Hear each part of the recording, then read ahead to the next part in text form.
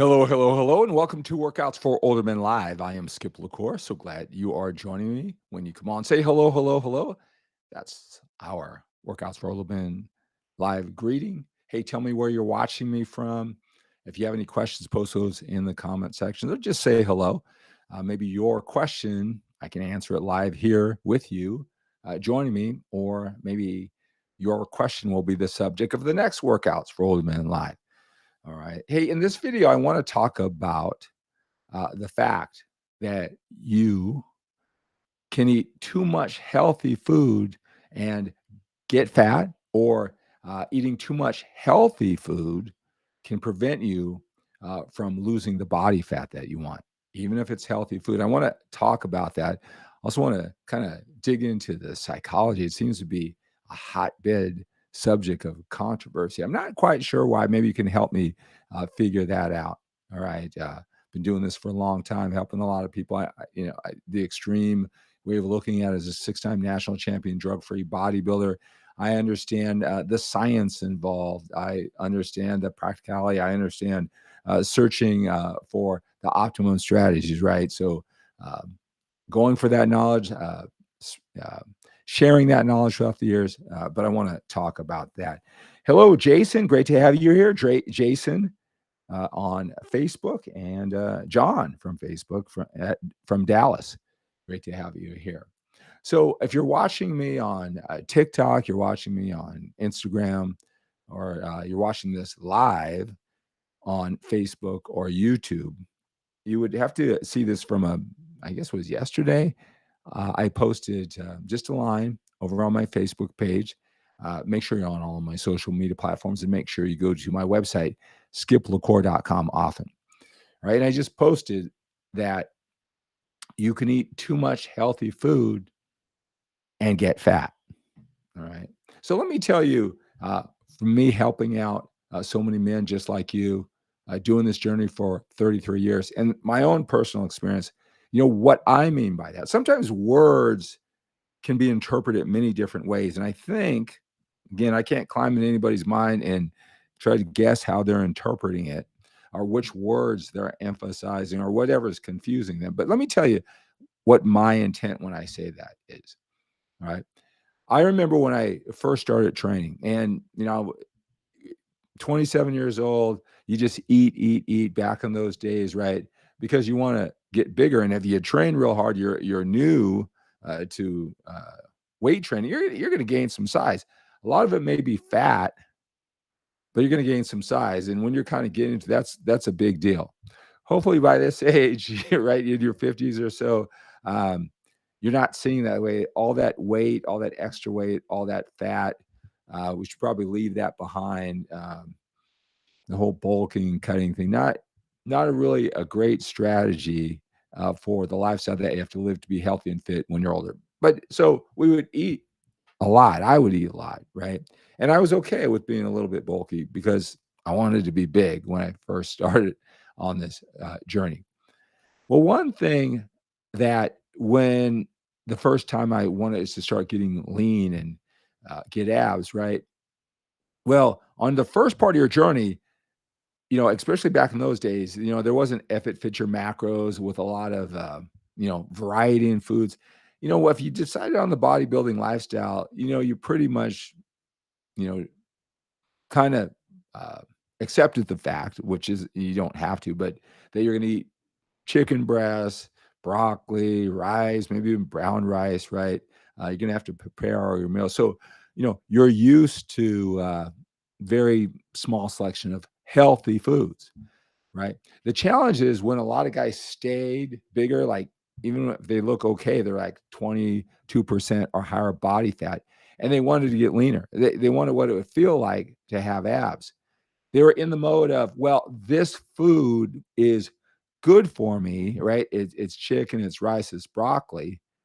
All right. And they would trick themselves into believing, well, I can kind of eat a lot, right? I can still eat a lot and still get lean because this is healthy food, quote unquote, healthy food. Now, so many people have different, versions of what healthy food is. I talk to men all the time. Some men are in the chicken, broccoli and rice mode, and that's clean, healthy food. Some men, they believe mom's home cooking, their wife's home cooking, or I mean, even a burrito at Jack in the Box, or a bowl, a salad bowl, or whatever it is, from a fast food with all that would be considered. Some men consider a sub sandwich from Subway clean food. So when you talk about healthy food, to a lot of people, that's not even black and white. But the point is, whatever you consider healthy, if you consume too many calories, all right, if that puts you in a surplus, because eating is an emotional thing. If you're under stress, if you're not counting your calories, what feels right, you may be overeating. It doesn't matter what food you're eating, right? If your body's burning, I don't know, 3,000 calories and you're eating 4,000 calories, even if it's healthy food, um, you're not going to get as lean as you want as fast, if not gain weight. But a lot of times, if you're eating just to your maintenance level, whatever it is, you're not going to get lean. You got to be in a calorie deficit. And I know you've heard all those things, but you don't know because you're not tracking your calories. And all I do is eat. I hear this all the time, man. I very rarely go off my diet. I eat, the chicken, broccoli, and sometimes I have a little pasta or whatever. So they're lulled into believing, because it's healthy food, that you don't have to count your calories, that you can eat more of it. They don't even know what more or less is, because they heard, don't track your calories. You hear things like that, right? That's all I mean by, I do the same thing. Even to this day, I remember one time I was competing for a contest. Now, I was weeks away, and I never used to cheat on my diet. But I remember the stress of the diet and whatever it was, and it was maybe farther away. I was in a weak moment. I remember just getting that rice cooker, and I probably ate whatever I was supposed to eat of rice. I ate 5 times that amount. I know when you're stressed, it's an emotional thing. You want that nourishment. You want your brain waves changed by those carbs. You're lying to yourself. We are not rational as much as we think. And in that moment, you're lying to yourself, oh, this is going to hurt me. Or you tell ourselves, oh, the body can only process so much, or you can only get so much fat. And you're eating all those calories. And you just lie to yourself. And there's times, even at this stage, where, need some relief. And I have my favorite, cashew nuts, right? Oh, these are good fats, right? Before you know it, eating the whole can will have 2,000 calories. Because in that moment, you're lying to yourself. We're not as rational. We rationalize that. And that's just a mindset that's very common. And you just got to know, even if you eat too much, and you got to know what too much is, too little, you got to know, you got to learn how much your body can handle, even if it's healthy food, whatever that means to you. If you eat too much, you can gain weight, and you're certainly not going to get as lean as you want. You're going to stay 23% body fat, looking better than most. And you're going to have no idea. And you're going to say, hey, all I do is eat clean food, good food. I never eat junk food. I never eat at McDonald's or whatever. So, that, I think that's my intent, and it's very common. Now, I know that some people get in the science and they talk about, well, what about these foods and how it's processed? People process foods differently. Different foods are processed differently. They have more of an impact than others. But if it works, then it's not too much. All right. I'm not saying every food is equal or those type of things. All right. And how it's processed. Right. So, you know, I think most people kind of get that. I think when someone like is really into the science, they might misinterpret what I'm saying, and those type of things. I don't know. You would have to help me out. Why, for some people, that's a confusing concept. But how I described it, it is that simple. I don't think anybody can disagree with that, right? I think on the internet, the controversy is the whole calories in, calories out. They don't. It's not that simple. They want to make it more complex. Maybe it's not that simple, but it kind of averages out for most people. That's not what the case is. And I'm not talking about diabetics and carbs or those type of things. So I don't know if that's helpful. To most people, they kind of accept that fact. For some people, it's a real challenge. Right? Everett on YouTube, don't know if you have covered this, but I like your opinion on supplements for training. Thanks in advance. Yeah, Everett, just to let you know, if you watch enough of my videos, I'd probably have covered everything, probably dozens and dozens of times, because I do so many live videos and I want to answer the questions. Listen, I'm a big I'm a big advocate. I push the basics that work that really produce muscle, right? And that's understanding training is consistent with training. I know a lot of people think they train hard, but a lot of people don't understand the concept of overload. They get a routine, they kind of knock it out. They may not have felt to really test themselves. That's how you initiate the muscle building process through weight training. Okay, overload, understanding that concept and how it works. Now, if you just kind of work hard and you don't have a firm grasp on that, you're still going to make gains. Training, okay, nutrition, right? To getting the protein that you need, the food that you need to support your weight training, the repair and recovery, and the growth. Your expectations of when you should expect those gains, how much, how soon, is really important to the process. All right. And then also understanding that, and I kind of mentioned before, just because you have size does not mean that's muscle. So when you want to get leaner and you think you're losing size, was that muscle? All those things are far more important than any supplements that you can take. And so I always want to reiterate and emphasize the basics before we talk about supplements. All right. Protein, whether it's casein, whey, a combination, whatever it may be, egg protein, all right? You need protein, uh, but you can really get that from your food. But if you want to get it more conveniently, maybe with fewer calories, protein supplement, that's good for training. Creatine monohydrate. Now, it volumizes the muscle, can create more strength, more good feeling and size. That's good for training. Pre-workouts, right? And all the things that they promise.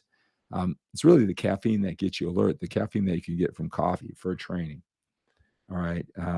The list of what's effective, it really tapers off from there. The thing about with supplements, right, is that when you do the basics, they're needed. You don't need them. Okay. It's an insurance if you want to spend that money.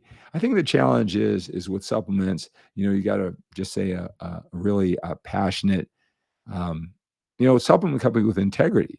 They're saying, hey, the studies show this, this, and this ingredient in our supplements. We have the finest supplements. We got great packaging and great labs and cleanliness and dosages and all those type of things. And so they're giving you a great product, 10 out of 10. All right. They're saying what they did, what their product, and let's just say they're with 100% integrity. I think the challenge is someone who's rather new or really wants this badly, who is the consumer. They're hearing all those great things and they're just imagining it's going to make this much of an impact, like 15 out of 10, right? And it's just not going to make that much of an impact, even when the supplement delivers everything that it promised. The impact of that on muscle growth and training is probably far, far less than what most men think. All right. So, the supplement companies are giving you they're honest on the science behind it, what the studies show, the dosages, the cleanliness, the integrity, the pricing, the labeling. They're putting out just say a great product. I'll just give them that benefit of the doubt. But so they're talking about their product, they're speaking about it highly, and let's just say they're 100% accurate. It's the interpretation. Oh, I'm going to gain 5 pounds of muscle if I have this supplement. Or, oh man, I can't go without this supplement. That's why I haven't building muscle. And so it's that interpretation that is the challenge, right? Not necessarily that someone's lying. That's why, again, I'm going to give benefit of that doubt. You got to know the basics before even thinking about supplements. I hope that's helpful. Hello, Soraya. Hello, Ray. Hello, Kyle. Pete. Hello, hello, hello. Hello, George from Scotland. Great to have you here. Hi, Josh. Hello, hello, hello. My brother Ron is watching. Hello, Ron. Hello, hello, hello. And Everett. All right. John. Okay. Ricky. I hope that's helpful. All right. Let me know. Let me know in the comment section also. If any follow-up questions, go ahead and post those down below. Any questions about any other topic, go ahead and post those in the comment section. If you're interested in one-on-one coaching, you want me to take you step by step by step. I know these, you guys are appreciating the videos and the information. If you want to go on a journey with me, personally with me, I don't farm it out to any coaches that I have. Like I'm the guy, talking about getting you excited about getting in shape when you're older, right? And then you call in for coaching, then you get it with somebody I trained or something like that. No, you're dealing with me, and that's where the accountability comes in, right? So you can learn all this stuff, you can get excited about all this, but sometimes we need to do what we know, and accountability, in addition to all the distinctions, clearing up your confusion, overwhelm, that's what makes one-on-one coaching so powerful. That's what makes one-on-one coaching the thing. When you do it for long enough, you'll have this for the rest of your life. So, we got more time behind us than in front of us. We can't take the next 5 years to figure this out when we can understand all the concepts in 12 weeks or less. So reach out to me for one-on-one coaching. All right. So that's going to do it for this Workouts for Old Men Live. Let's take on the day with a sense of urgency. We have to when we're a little bit older.